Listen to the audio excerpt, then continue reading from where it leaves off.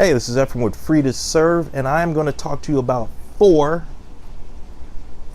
things that you can do in the new year to improve your finances. Stick around, don't go anywhere.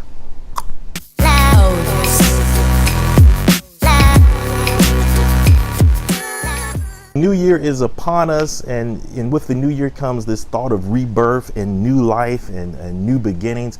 Everybody loves a new year. Who doesn't love a new year? We love making resolutions. Oh, I'm going to lose some weight. I'm going to do this. I'm going to do that. But one of the top resolutions that people will make is, oh man, I need to get my money right. My money is funny. I need to get it right. If you're one of those individuals that have made that resolution, here are four things that are definitely going to help you to improve your situation. You know, the first thing that you can do this year to improve your financial situation from the previous years is going to sound old, it's going to sound cliche, and a bunch of money experts and self-proclaimed gurus have said this, and I'm going to say it too. Get a budget. You need a budget. If you do not have a budget, what are you doing? What are you doing? How are you keeping track of the money that's going into your life? How are you being a good steward of the resources that God has given you if you don't have any way of tracking what's coming in and what's going out? You have to have a budget. That budget is your tool. It's the foundation that you build your financial house upon. And it's funny, I'll do counseling with people, I'll meet with people, and I'll say, okay, where's your budget? How much do you make? How much do you spend? And they're just like, I don't know. Well, that's the first step to get some order into your financial life. That's what a budget does. It creates order. Now, if you're watching this, and if you're a person that believes in God, I love that scripture that talks about that God is not the author of confusion. And the simple test I usually ask people to determine whether or not God is in their financial lives is simply, I'll ask them to say, hey, is there order in your finances? Are you running around trying to pay bills at the last minute? Are you always worried about where money's going to come from, all these different things? If that's the case, then that's a pretty good sign that God is not in your finances. If there's chaos in your finances, that God's probably not in it. One way you can invite him into your finances is by getting that order. And you get that order through using a budget.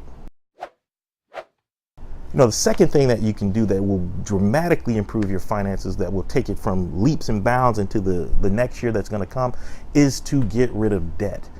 Find a way to turbocharge paying off debt. You know, debt is one of the biggest killers of wealth that I've ever seen.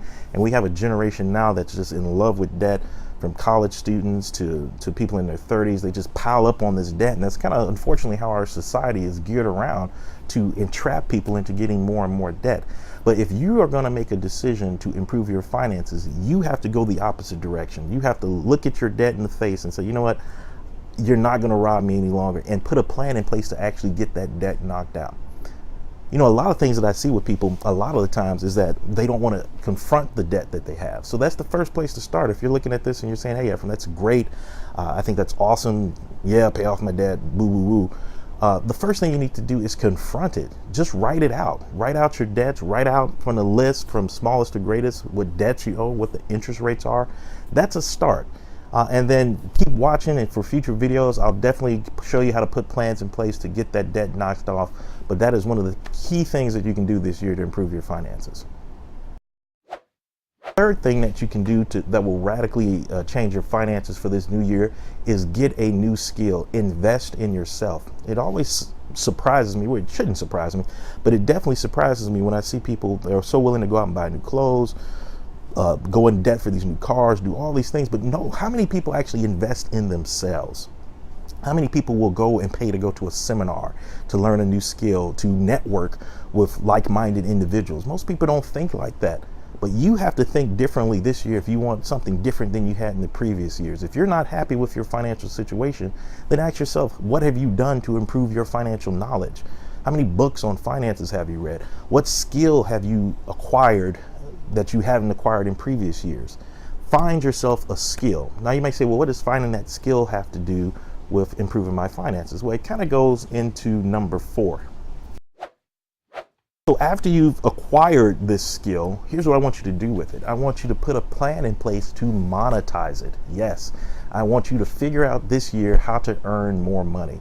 If you do that, I guarantee you will be leaps and bounds ahead of anybody else trying to make a resolution this year to improve their situation. Most people, when it comes to finances, think defense. well, how can I do this? How can I move some money around? How can I, and all that stuff is great. To me, budgeting and things like that, that's about defense. You got to play good defense. But what most people forget to do is to play offense. You got to go on the attack sometime.